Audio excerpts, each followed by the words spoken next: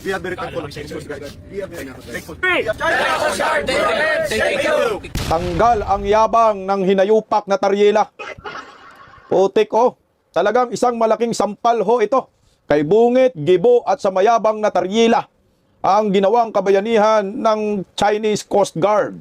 Nako, mga 15 lang naman ng mga Pinoy seafarers ang iniligtas po ng Chinese Coast Guard. Talagang pahiya po ng malaki. Si Bangag dito, kasama yung atakdog niyang si Taryela, pati si Gibo. O ano na, mukhang hindi umubra ang mga propaganda ng Pilipinas laban sa Inchik na di umano'y bully ang China. O sasabihin na naman tayo pro-China, anak kayo ng kagwag Kasi nga hindi naman natin kalaban itong Inchik Bakit ba tinuturing kalaban ni Taryela, Gibo at ni Bangag? Mga hunyango kayo, yung mga gamit ninyo made in China din Hindi po maganda kasi na pinagtatakpan pa natin itong kabayanihan po ng mga kaibigan nating mga Inchik sa mga Pinoy seafarers.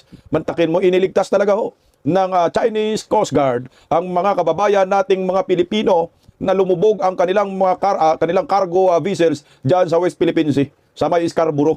So ngayon sino po ang nagligtas? Di mga Inchik. So anong sasabihin mo? Paano mo sasabihin ng mga bully itong mga Chinese?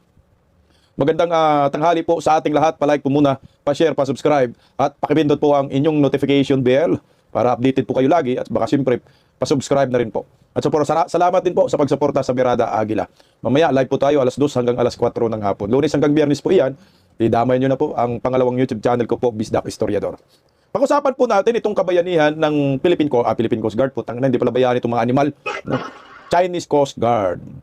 Kasi nga, alam naman natin, agresibo itong si Taryela, Gibo, ng parang trastukan ng yung nangyayari sa pagitan ng China at Pilipinas Wala na doon yung direksyon na gustong makipagkaibigan tayo sa Inchik. Talagang pag tiningnan nyo po yung mga pahayag, yung mga hakbang ng ating bansa, foreign policy, parang itinuturing na po nilang kalaban ang China. Na hindi nga po yan maganda sa ating ekonomiya. Dahil ang China, isa sa pinakamalaking bansa na maganda po ang merkado. Kung gusto mo pong yumaman at maganda ang takbo ng ating bansa at ekonomiya, kailangan mo lang dumikit sa China Ito po yung nangyari sa panahon ni former President Rodrigo Roa Duterte na talagang binagsakan tayo ng napakaraming proyekto, suporta, mga tulay, niregaluhan pa tayo. Pati yung isa pang tulay doon sa Davao, ilang tulay na inangkin ng Bangag Admin na proyekto naman din ng China. Sayang lang yung ugnayan na yun dahil nung panahon ni Pinoy, talagang nasira po ang relasyon ng China at ang Pilipinas. Pero natahi po yan sa pagdating ni former President Duterte at naging kaibigan natin talaga ang China. Pero ngayon, pagdating naman ni Bangag, lalong Bangag talaga, wala na, nagiging malayo na yung relasyon natin sa China. Kaya pa kaya ito hilutin? May mangyayari pa kayang magandang ugnayan sa pagitan ng Pilipinas at ng China? Alam mo lalala pa ito dahil maraming mga Esmera campaign itong gobyernong nakangiwi ang pangalaban sa China. Kaya ngayon, bago natin ipalabas yung kabayanihan po ng mga Chinese Coast Guard sa mga Pinoy seafarers, nagpalabas po itong si Taryela ng Smear campaign laban sa China. Hindi lang po hindi China, talagang direkta kay President Xi Jinping. Pinalagan po yan ng China.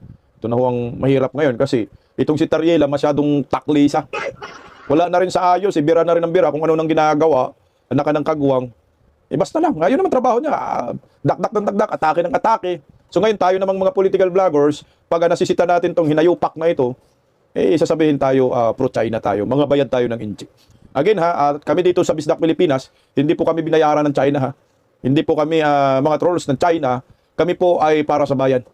Pro-Philippines tayo, pro-China tayo, para tayo sa kapayapaan ang problema nga yung nasa gobyerno ngayon, mukhang gusto po talaga ng away at gusto po talaga ng digmaan. Ewan ko, yan ba ang utos ni Bangag na walang nagawa sa Pilipinas? Malapit na matapos termino, anak ng kamuti. Pakinggan po natin ito. Hindi kailanman yuyuko ang Pilipinas sa anumang agresyon o pambubuli ng Beijing. Yan ang pahayag ng Department of National Defense matapos ang pagmapanta ng isang Chinese Foreign Ministry spokesperson. Ayon naman sa National Security Council, dapat idaan sa diplomasya ang anumang sigalot at hindi dapat mauwi sa pananakot. Narito ang Agenda Weekend Report ni Lian Bustillos. Patuloy ang gerian sa pagitan ng Chinese Embassy at ilang opisyal ng pamahalaan ng Pilipinas. Kagabi, naglabas ng pahayag ang Department of National Defense na mariing kinukundina ang umano'y word of advice na nagmula kay Chinese Foreign Ministry spokesperson Go Chakun. Sa pahayag ni Go, binalaan niya ang ilang individual sa Pilipinas na tumigil umano sa mga provocation at iginiit na kung hindi ito masusunod, magbabayad sila ng kaukulang halaga. Patay. Bilang tugon, sinabi ni DND spokesperson Arsenio Andulong na hindi matatakot ang kanilang hanay sa anumang opisyal ng People's Republic of China, paging sila man ay nasa sariling teritoryo o narito bilang panauhin ng bansa. Matatandaang nagsimula ang heated exchanges nang sitahin ng Chinese Embassy si PCG spokesperson Jay Tariela ukol sa isang social media post na di umano'y naglalaman ng caricature ni Ayan, putang inang smear campaign na yan eh. Wala, talagang gulo yung gusto ng gobyernong Bangag. Bangag na eh. Paano eh, lulong na sa pulburon, kaya wala na pong ginagawang hindi maganda eh, kundi gulo lang. Kung sasabihin ni Bangag na digmaan tayo, dahil Bangag, wala, digmaan talaga. Oh. Matino ba yan? Putang ina, official ka ng gobyerno, Philippine Coast Guard, kumaduro ka. Maglabas ka ng ganyan, smear campaign laban sa presidente ng ng China. Eh di lalo mong pilalala yung sigalot dyan. Ang tatapang, no? Akala mo, hindi daw papasindak. Putang ina nyo. Hindi nga ho ninyo kayang banggain yung mga kurakot sa gobyerno, China pa. Hindi nga ho ninyo kayang ipakulong si Martin Romualdez, China pa. Babanggain, gigibain nyo, ulul. Wala, masyado ng wala na sa ayos tong mga animal na to eh. Wala na kumbaga, hindi na matino yung direksyon ng foreign policy. Hindi na nila alam, yung ginagawa nila, basta bira lang ng bira. Pag ang China gumanti sa atin, pag ang China mapuno dahil sa katigasan at kayabangan ng ulo ng mga opisyal ng gobyerno, lalo na si Tariela, kaya natin saluhin yung mga misil nila. Alam mo, hindi dapat dyan dinadala sa mga smear campaign na yan eh. Kailangan mong makipag-usap dito sa mga inchik. May presidente naman tayo eh. Di ba kaya ni Bangag makipag-usap sa presidente ng China? Sabagay kasi. Kaibigan ni Tatay Digong ang inchik, kaya ngayon kinalaban din ng animal. Utang inang mga galis sa inyong mga balat, mga inggit sa inyong mga balat, tanggalin po ninyo yan. Mga insecurities sa inyong mga balat, tanggalin po ninyo yan. Hindi po maganda yan sa ating bansa, mga hunghang. Kaibiganin nyo. Patapakalaking bansa, wala pa namang inagaw na teritoryo natin, wala naman talaga. Dagat ng pinagagawan mo, tanga nyo. Sige, sa inyo na lang yung dagat. Yun lang naman yun eh, magano na lang tayo, huminahon ba? Hindi yung yabang-yabangan mo. Oh. Wala ka namang ipagmamayabang. Ikaw, Tariela, kaya mo bang sumalo ng misil? Sana kung sa ilong mo yan, sasabog yung misil, buang ka. Pero hindi yan maganda. Talagang init po yung dyan, mga inchik. Okay lang mo sana kung maglalabas ng ganyan, hindi official ng gobyerno, mga bulager lang. Galing kay Tariela eh. Kaya talagang, mukhang magbabayad kayo. Pag ayaw tumigil, talaga to. Chinese President Xi Jinping. Pero para kay Tariela, deflection lamang daw ito ng China upang ilayo ang atensyon sa mga illegal na aksyon ng bansa sa West Philippine Sea. Sa isa pang pahayag, sinabi rin ni Tariela na hindi umano kayang i-intimidate ng China ang bansa sa pamamagitan ng pananakot, lalo na sa isang public servant dahil sa pagsasabi ng katotohanan. Katotohanan ba yung smear campaign? Putang yaba mong ilong ka, gago. Parang si Papay. Intimidation. Tanungin nga ho natin, mga sarili natin, kaya ba talaga natin ang China sa digmaan? Ang sagot hindi eh. Anong gagawin natin? Sasabihin mo na naman, naninindak. Ikaw nag-umpisa eh. Nagpalabas ka ng hindi magandang post dyan sa social media. Binanatan mo mismo presidente ng China eh. Nabayani yan sa kanila. Binalahura mo, patay ka dyan. Talagang pagbayaran mo yan eh. Sana kung kayo lang. Madadamay nga ang buong Pilipinas sa kalukuhan at kagaguhan po ng bangag admin na to. Hindi pa tayo handa sa digmaan. Ekonomiya nga natin, bagsak na bagsak dahil sa mga kawatan, tapos digmaan pa. Kailangan mo lang dito, Tariela, huminahon. Kailangan dahan-dahan kayo sa mga pahayag ninyo dahil gobyerno kayo. Bawat lumalabas sa bunganga ninyo, nagre-representa sa Pilipinas kasi ikaw yung spokesperson, di ba, pinagyayabang mo? What if mapuno ang China sa kalukuhan kayabangan ninyo? May ibubuga ka ba? Anong ibubuga mo? Pulburon? Ulol, ayaw daw pasindak. Dapat din daw simulang irespeto ng China ang 2016 arbitral ruling, pag-withdraw sa umano'y illegally occupied reclaimed islands at tigilan ang pangharas sa mga mangingisdang Pilipino sa West Philippine Sea. Ani Tariela, hindi provocation ang transparency sa sitwasyon sa West Philippine Sea, kundi paghahayag lang ng katotohanan sa kung sino ang bully at agresor. Muli itong sinagot ng Chinese Embassy at sinabing ilang ulit na umanong nagsinungaling si Tariela. Dagdag ni Chinese Embassy Deputy Spokesperson Go Wei, hindi umano naghahanap ng gulo ang China, pero hindi rin umano takot ito sakaling magkaroon man ng mas matinding away sa pagitan ng dalawang bansa. Magpapatuloy rin daw sa pagsisiwalat ng katotohanan at paglaban sa anumang uri ng anilay smear campaign campaign laban sa China. Sa isang pahayag, tila pinuna rin ng National Security Council ang tila sunod-sunod na pahayag ng Chinese Embassy. Ayon kay spokesperson Cornelio Valencia, undiplomatic and uncalled for ang umano'y recent pattern of public statements ng ahensya. Dapat din umanong idaan sa established diplomatic channels ang mga hindi pagkakaunawaan kaysa maglabas ng public statements na layong manakot o magpatahimik sa mga opisyal ng pamahalaan. Dagdag ng NSC, ang patuloy na hindi pagsunod ng China sa 2016 arbitral ruling at ang umano'y reinterpretation nito sa international law ang ugat ng tensyon sa West Philippine Sea. Magpapatuloy rin umano ang bansa sa pagpapanawagan ng soberanya sa pamamagitan ng mapayapang paraan at grounded sa international law. Yung 2016 arbitral ruling pa rin yung ipinaglalaban nila. Sino ba ang nagano diyan? Nagdesisyon. Hindi nyo kasi sinama yung China diyan eh. Hindi mga kano man lang ang nagsabi ng ganyan, dapat mga kano yung magpapaalis sa China. Yan ang maliwanag diyan. 'Di ba nanalo tayo? Sige, sabihin na natin nanalo sa arbitral ruling. Sino nagsabi? 'Di ba United Nations sa UNCLOS ba yan? Hindi dapat sila nagpadala ng mga military sa galing sa UN at pinalayas ang China. Ginawa ba nila 'yun? Hindi. Alam naman tayo magpaalis, kaya ba natin yung China? Ayan tayo. Yan ang malaking problema. Kaya anong gagawin mo? Kung hindi mo kayang paalisin ng China, kausapin mo na lang. Makipagkasundo na lang tayo. Ano ba ang gusto nila at ano ba ang gusto natin? Para matapos na yan at kaibiganin na lang yung China. Yung tipong hindi ka talo. Hindi rin talo yung China, pareho win-win. Magkaroon tayo ng win-win solution. Yung problema ng mga gago, kung inhayupak ng mga opisyal ng gobyerno, ang yayabang eh. Akala mo maibubuga tayo, wala nga eh. Talagang tama yung balita. Talagang kaya po tayo digmay ng China. Yan yung, pinaka-fact check yan eh. Ngayon, tingnan mo yung lumalabas ngayon. Nagpapalabas kayo ng smear campaign laban sa presidente ng mga incheck. Sinagot kayo na magbabayad kayo sa ginagawa ho ninyong paninira sa amin. So ngayon, ang sagot ng Pilipinas, feeling biktima tayo. Feeling biktima itong mga animal na ito, mga opisyal ng gobyerno. Kayo nag-umpisa. Gumante ang China, mangyak-ngyak kayo. Putang ina talaga naman itong mga opisyal ng gobyerno, no? Pareho lang talaga sa mga utak nila. Sila yung feeling biktima ngayon. Sinagot kayo ng incheck eh. Laban sa mga smear campaign ni Tariela. So ngayon, feeling biktima tayo, putang. Nakakaputa talaga. Yung mga nayupak kayo, wala na sa ayos eh. So ngayon, paano ho ito? Yung pinapalabas ninyo na bully ang China, pinapalabas ninyo nang gigipit yung China. Pero hindi po yan yung lumalabas talaga eh. Ang ugali ng China ay tinuturi tayong kaibigan. Kagaya po nito, basahin ko lang yung balitang ito. Isang malaking sampal ho kay Bangag, Tariela at Gibo ho ito. Oh, di ba? Ang sabi bumuhos ang luha, talagang bumuhos po ang luha eh. Hindi napigilang maiyak ng mga Pilipinong sakay ng lumubog na cargo vessel matapos silang sagipin ng Chinese Coast Guard noong Biyernes, January 23. Putang ina. May kabuuang 21 miyembro ng crew ang nasabing cargo vessels. 2 sa 17 na sinagip ay nakumpirmang patay habang 4 pa ang nawawala. Tingnan mo. Nasagip ng Chinese Coast Guard. Ngayon, tingnan. Ito simple lang. Simpleng logic. Kung kalaban natin ang China, bakit ba sinasagip nila itong mga Filipino seafarers? Kung kalaban kong bully ang China, bakit kailangan po nilang i-rescue ang kalahi natin dyan sa Scarborough na lumubog yung kanilang barko? Sagutin mo, anak kang nayupak ang papay ka. Hindi nga. Kayo, mga bubunistang tanganista, mga pinklawan, dilawan. Sige, sagutin nyo yung isang malaking katanungan eh. Kasi pinapalabas ninyo, bully ang China, kalaban ng China, nanggigipit ang China. Pero bakit ito po lumalabas ngayon na ang China pa ho ang nagligtas sa kababayan nating mga seaman sa lumubog na cargo vessel? Kasi kung ako kalaban ninyo, putang ina nyo, lumubog kayo, mamatay kayo dyan. Hindi ko kayo i-rescue. Wala kaming pakialam. Kung talagang totoo yung mga sinasabi mong bully Tariela. Panoorin natin itong bidyong ito.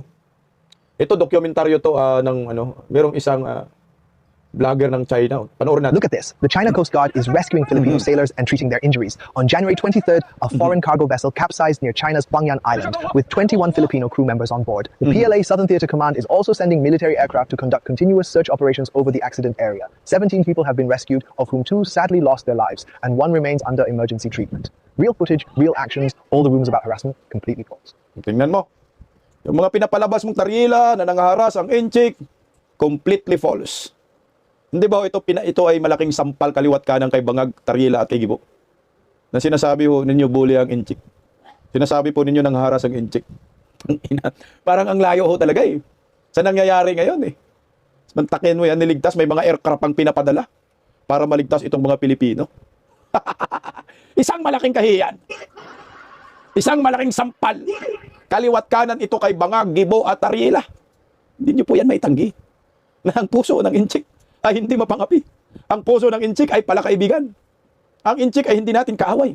Ang Inchik ay hindi bully. Sila'y tagapagligtas ng mga Pilipino ngayon. Sila'y bayani ng mga Pilipino ngayon. Putang ina, ito yung mahirap ngayon. No? Paano kaya ireribat ng mga tanga ito? Na yung tinuturin ninyong kalaban, tinuturin ninyong bully, tinuturin ninyong ng api, ng gigipit, ngayon, naging bayani pa ng mga Pilipino seafarers. Nakaligtas pa sa kapahamakan ang mga Pilipino. At ako, panigurado ho ako, na ang pamilya ng mga Pilipinong ito ay magpapasalamat ho ng todo-todo sa China. Putang ina, mahal sa buhay ho nila. Iniligtas ng Inchik. Dapat itong Inchik parangalan, pasalamatan ng todo ng gobyernong nakatabingi ang panga. Dahil mas may nagawa pa at naging bayani pa sa mga Pilipino. Pero kayong mga kawatan kayo sa gobyerno, anak kayo ng kagwang, limas ng limas sa kabanambayan kayo. Mahiya naman kayo. O ito, panoorin natin yung mangyak-yak na mga Pilipino. Mga Pilipino seafarers. Dahil niligtas po sila ng China. O, ito na. Iyak ang animal na bangag, Taryila at Gibo dito. Anong gagawin natin? Panoorin natin. Itong video na talagang maging napaka-emotional nila. Hindi ka magiging emotional. Hindi mo akalain, mabubuhay pa sila. Hindi nila akalain, yung sinasabi ni Taryila, Gibo, bangag, nabuli ang China, nang gigipit, sila pa ang nagligtas. Ito ay pangalawang buhay po ito. Dapat parangalan ng gobyernong bangag ang Chinese Coast Guard. Tangin na laki ng utang na loob natin dito para sa akin. 15 buhay po ang iniligtas ng China. Kung sa panahon ni Pinoy, nakapatay tayo ng Inchik, pero ngayon ang Inchik, nakaligtas ng Pilipino. 15. May nawala pa, hinahanap pa. Ewan ko kung may nagawa ang Pilipinas dito. Panoorin po natin ang isang madamdamin at papasalamat ng mga Pinoy seafarers sa pagligtas po ng Chinese sa kanila. Narito po, Taryila. Kapitan na nakapunta. Si Leader, wala ko makapain ko. Ano sa mukha na, sir? Wala pa, sir? Si Denmark, si Denmark nga sa pihak. Si Uno sa pihakman ng barko na nagkapit na katulong. Si Uno. Si Janjan, hindi ko pa na-kwanjit. Hindi ko pa na-kwanjit. Hindi ako na sa Denmark. Pagtalo niya dito sa ano. Pero ako sa lepapit. Apat ito kami pre, wag sila ako sa video wide din. Ako tama ko na sir. Dalawa sa tayo na dalawa. Yung sama ko pala yung dalawa. Ako lang natira niyo. Sure ra. Boy, ano yun ako po Janjan. Si Janjan hindi ko nakita. Kami nagiwalay ni Mimi. Pasalamat kita sa ilas. We are very thankful of Chinese Coast Guard. We are very thankful. China Coast Guard! Thank you! Thank you very much! Thank you! Thank you! Thank you for your help! O, tangin na, tumayo balahibo ko. No? Iyak, Filipino seafarer. Kaya kayo, mga animal kayo, mga tanganistang bubunista, itigil na po din yung paninira sa China. Panahon na siguro natin kaibiganin ng todo natin o ito. Narinig nyo yan? Mangiyak-ngiyak ko sila. Dahil pangalawang buhay nila yan. Thank you, Chinese Coast Guard. Putang ina. Imbis sa Philippine Coast Guard, dapat ang mag-rescue sa kanila. Sino ang nag-rescue? Yung China. Na tinuturing kalaban ni Taryila, Gibo at ni Bangag. Putang ina, mahiya kayo sa mga ilong ninyo. Mahiya kayo sa mga panga ninyong nakangiwi. Di ba ito sampal kay Gibo, Taryila at kay Bangag? Sampal pa ito. Kaliwat kanan. Di nyo po ito may tanggi. Nang mga Inchik ay bayani na ngayon ng mga Pilipino. 15 ho ang iniligtas. 2 nasawi. So may 4 pang hahanapin, i-rescue. May ginawa bang Pilipinas? Kung teritoryo natin yan, bakit wala kayo dun? Saan kayo? Mga animal kayo? O Taryila, nasan ka? Ang yayabang ng ilong mo. Ako, hindi po ako pro-China. Pro-Pilipinas po ako. Kailangan po natin kaibiganin itong mga Inchik. Kailangan natin suklian yung kanilang kabayanihan. O mas mabayani pa ngayon, ang Inchik kaysa kay Bangag, na mga kawatan kayo, mga hayupa kayo. Niligtas po 15 po ito. So baliwalain ba ho natin ito? Kalaban pa rin ba ang tingin natin sa mga Inchik? Bully pa rin ba ang tingin natin sa mga Inchik? Mga manggigipit pa rin ba ang tingin natin sa mga Inchik? Mga angkin pa ba ng teritoryo ang tingin natin sa mga Inchik? Putang ina, itigil nyo na yun. Ito ay bayani po sila para sa akin. Kaya itong mga smear campaign mo, Tariela, itigil nyo yan. Kasi kung kalaban itong China, putang ina, dapat hinayaan na silang mamatay lahat diyan sa karagatan ng Scarborough Shoal. Hindi na po sila iniligtas. Yan o, kasakay pa po sila sa Chinese Coast Guard. Anong sabi ng isa? Kailangan natin pasalamatan ang Chinese Coast Guard. Kailangan talaga. Hindi, kung meron pang pinakamataas na parangal para po dito sa Chinese Coast Guard na pwedeng igawad ng ating bansa, animal, igawad yun na yan. Yan ang pinaka-the best na gawin. Buhay po yan ng mga Pilipino. Bawat isang buhay ng Pilipino mahalaga. Ito 15 po ang sinalbang buhay ng mga Chinese sa ating mga kababayan. Ang pamilya ng mga yan, panigurado tuwang-tuwa po sa pag-rescue ho ng mga inchik sa mga Pilipino seafarers. Siguro naman, oras na mabago natin ang pagtingin natin sa mga inchik. Nakagagawan at kasinungalingan ang pinanggagawa ni Tariela. So paano na yan? Kalaban pa rin ba? Maniniwala pa rin ba kayo sa mga black propaganda? Smear campaign ni Tariela at ni Gibong Kalbo? Last niya. Sabihin nyo naman, pro-China kami. O tangina, pati ba naman ito, hindi natin pasalamatan? Pasalamatan po natin. Gawin nating bayani sila dahil bayani naman talaga. Oh, di ba bayani? O tanga nyo, pag hindi nyo sabing bayani ho ito. O tangina, meron tayong utang na loob. Yan ang maliwanag. Ito ay malaking utang na loob ng bansang Pilipinas sa China. 15 buhay ng Pilipino ang iniligtas ng mga inchik. Sige nga. Paano tayo makakabawi? Yung pasasalamat hindi enough. Kailangan mo gawaran talaga sila. Respetuhin mo sila. I-appreciate mo, i-acknowledge mo. Respetuhin mo, gawaran mo yung kabayanihan nila. Meron bang inalabas na statement na pasasalamat si Bangag? Putang ina, wala. Kailan nangyari ito? 23 pa. Lunes na ngayon, 3 days na. Bago simula nangyari ho ito. Alam mo, kinain po ni Tariela ang kanyang kayabangan dito. Sampal ito kay Bangag ng kaliwat kanan. Wala, napilitan siya magpasasalamat. Pero bumabanat pa rin. Ang tanga nga. O eto, pasalamat siya dito. Philippine Coast Guard, walang nagawa. Pininam mo. O tingnan mo. Makakausap natin si Philippine Coast Guard spokesperson for the West Philippine Sea, Commodore J. Tariela. Magandang gabi po, Commodore. Hello, magandang gabi at magandang gabi sa inyong mga taga-subaybay. Commodore, kumustahin ko muna yung search and rescue operation ng PCG sa bahagi ng Scarborough Shoal. May apat pa tayong hinahanap. Tingnan mo. Well, ang Philippine Coast Guard ay tinanggap na yung mga na-rescue ng Chinese Coast Guard at ang Philippine Coast Guard 9701, there to sa Magbanwa, na ang may lulan ito mga na-rescue na Filipino seafarers. Tinanggap mo na buang ka? Nakala ko ba kalaban? Putang ina talaga naman. Nakala ko ba bully, sabi nyo? Tinanggap nyo pala ang na-rescue ng Chinese Coast Guard. Tapos ano ngayon? Kalaban pa rin ng China? Bully pa rin ang China? Ilong mo, ilong ranger. Okay, so may initial report na ho ba kayo kung anong nangyari dyan sa MV Devon Bay? It's up to the PCG spokesperson, Captain Noemi Cayabyab, to release the details of the search and rescue. Okay, but hindi. Ibig sabihin ho, may nangyari ba dito sa barko? Na aksidente, nasiraan, nabangga?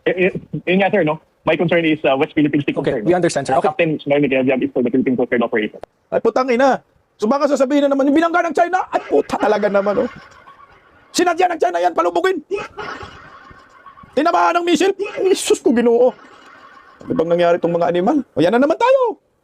Gumawa na ng kabayanihan, itong incheck. Tapos anong sukli natin? Mag-iisip na naman tayo ng masama. Sasabihin mo na naman, binangga yan, imbisigahan namin, hindi pwede yan. Ba't lumubog? Ang tanga naman. Kaya ano, yung 15 magsalita dyan, yung nabuhay na 15, sila po ang magsasabi bakit sila lumubog. Baka isisi nyo naman sa mga incheck. Tangina na talaga to, kawalang Hey, gigilaw sa'yo. Kaya tuloy, oh. Okay, anyway, ang Chinese Coast Guard ang nag-rescue po dun sa mga survivors. Sabi nyo nga po ay na-turn over na sa Philippine Coast Guard, ano? At yung report po ng PCG, nasa 35 nautical miles ang layo nila sa incident site. Kaya sila yung unang nakaresponde doon. Ano pong ibig sabihin nito para sa inyo? Well, para sa akin, no, of course, I'd like to thank the Chinese Coast Guard because obviously they carried out a humanitarian mission. They saved lives. The-rescue nila ang ating mga kababayang Pilipino. And I would hope, no, that this kind of Coast Guard norm will be maintained by the Chinese Coast Guard. Tanga mo. Kala ko ba galit ka sa China? Putang ina, panindigan mong galit mo, hinayupa ka. Kung ngayon, pasalamat ka. Hanggang dyan lang ba? Hindi enough yan. 15 yan, buang ka. Humingi ka ng tawad sa paninira mo sa mga inchik. Humingi ka ng tawad sa mga smear campaign mo kay President Xi Jinping. Putang ina, smear campaign ka. Pero anong sukli ng China sa atin? Kabayanihan. Niligtas 15. Tinurn over sa inyo. Wala kayong kapagod-pagod. Hindi reason yun na sinasabi mo na mas nauna pa ang China makapagligtas kasi nga mas malapit po ang China sa nangyayari. Tanga mo. Malayo man o malapit yan, kung ikaw meron kang tawag dyan, concern sa mga Filipino seafarers at kung gusto mong magrisko, putang ina, makarescue ka kasi kababayan natin. Eh yung inject din naman natin yung ano, kalahi eh. Inaway-away nyo nga eh. Eh sila pa huwag nakauna nag-rescue. Ano kayo? Putang ina, na flood control din ba ang budget dyan sa Philippine Coast Guard? Ang bagay, mga mukhang mga kurakot. Ako sa akin, hindi enough yung pasasalamat ni Tariela. Isang kaplastikan po yan. Kailangan po ninyo gawaran ng kabayanihan. Patawag nyo yung mga Chinese dyan. Philippine Coast Guard na nag-rescue. Bigyan natin ng award dito sa Pilipinas. Papuntahin po natin sila. Mga ulul. That their presence, not just in the West Philippine Sea, but the entire South China Sea or any other parts of the world, would not be used to harass or intimidate ordinary fishermen. Kumbaga, pwede naman palang ganun ang maging interaction. Yes, we are hopeful, no, na the Chinese Coast Guard will no longer harass and bully, and of course, to carry out illegal maritime law enforcement within our own exclusive. Tanga mo! Bully na naman, haras na naman. Pabalik-balik ka naman, putang ina mo. Putang gumawa na ng kabayanihan. Sasabihin mo na naman, hopefully, hindi na po mambubuli, mangharas ang Chinese Coast Guard. Tanga mo, ikaw lang may gumagawa ng issue yan. Sarili mo yan, sa bunganga mo lang yan. Pero yung ebidensya may harassment, putang ina, wala. Ang lumalabas tayo ng haras eh. Tayo ng bubuli. Kasi kung bully ito, sinuklihan ka na nga eh. Di ba ho? Sinuklihan ka na ng kabayanihan. Niligtas yung 15. Ano bang? Hoy, barangin kita. Sarap po sindihan ng kandilang itim. Utang ina, walang mga utang na loob. Lahi talaga ni Bangag, walang mga utang na loob. May naniwala talaga kasi sinabi ni Tatay Digong. Kung ano yung leader, ganun talaga yung sa baba. Di ba sa panahon ni Tatay Digong, tapang ng leader? Tapang ni Tatay Digong, lahat nahawaan ng katapangan. Ayaw ng kurakot, lahat ayaw ng kurakot. Pero ngayon, iba. Kung traidor yung leader, walang utang na loob. Lahat din walang utang na loob, traidor. Utang ina ito, naligtas na. Ayaw mo pang pasalamatan ng all out. Mag-all out kayo, magpasalamat kayo, huwag yung plastikan lang. Kasi bumabalik ka na naman. Sana, ito na nga. Eh, pwede na nga gawin ng ganun. So, ibig sabihin, kaya pong makipag-usap natin sa China. Ang China, gusto makipag-usap sa atin. Ang problema, kayong mga ilong ranger. Utang ina ninyo. Oh. Inanunsyo po kamakailan ng Pangulo na may bagong tuklas na gas field sa bahagi ng Malampaya. Wag na. Ayaw ko na dyan. Tanga mong Tariela ka. Di ba mga hunghang? Kaplastikan, pasasalamat ka na, di tanggal yung yabang mo dito. Babalik ka pa rin doon sa naratibo mong bully ang China, nangharas yung China. Putang ina, kung bully nga yung China, kung nangharas ang China, di hinaras pa nila lalo yung Pinoy seafarers. Nagpasalamat na nga eh. Ang mga Pilipino eh. Nang tudo, mangiyak-ngiyak sila dahil iniligtas sila ng Chinese Coast Guard. Kayong mga opisyal ng gobyerno na wala kayong nagawa, wala kayong na-rescue, putang ina, hinayaan yung mga Pilipino, kayo pa ang may lakas ng loob, magsabi na bully at ngaras ang China na sana matigil na. Ang tanga mo naman. Di ba? Ganito na ba talaga tayo mga Pilipino? Sorry ha, kasi ako putang ina, isang kagaguhan po ito. Pagkatapos tayo ginawa ng kabutihan ng isang bansa, nagligtas ng 15 buhay, pero itong animal na Tariela, hindi pa rin tumitigil. Kahit nasampal na kayo baliktaran, hindi pa rin kayo tumitigil, bumabalik pa rin kayo sa mga naratibo ninyo at mga smear campaign propaganda ninyo na bully ang China at nangharas ang China. Ako sa inyo, hindi po yan nakakabuti. Nagmistula kayong tanga at ugag dyan sa inyong mga payag. Dinadamay lang ninyo ang mga Pilipino sa kabangagan ninyo. Yan ang maliwanag dyan. Pero pag ikaw, seafarers ka, niligtas ka, putang ina, mangiyak-ngiyak ka talaga at magpapasalamat ka talaga. Kulang na lang sabihin ng mga Pinoy seafarers anong gagawin namin para makaganti ng kabutihang ibinabahagi ho ninyo sa amin. Pero itong gobyernong Bangag, ang kapal ng mga mukha, gumawa na nga ng kabutihan ang Chinese Coast Guard, sasabihin nyo pa rin bully at nangaharas ang China. Mga bangag na ba kayo? Napahiya ho kayo, yan ang maliwanag. Dahil iba po ang naratiba ninyo sa mga nangyayari. Yung sinasabi mong bully ang China at nangaharas ang China, iba po yung nasaksihan natin. Dahil ang China ay 100% bayani ng mga Pinoy seafarers na naligtas sa kamatayan.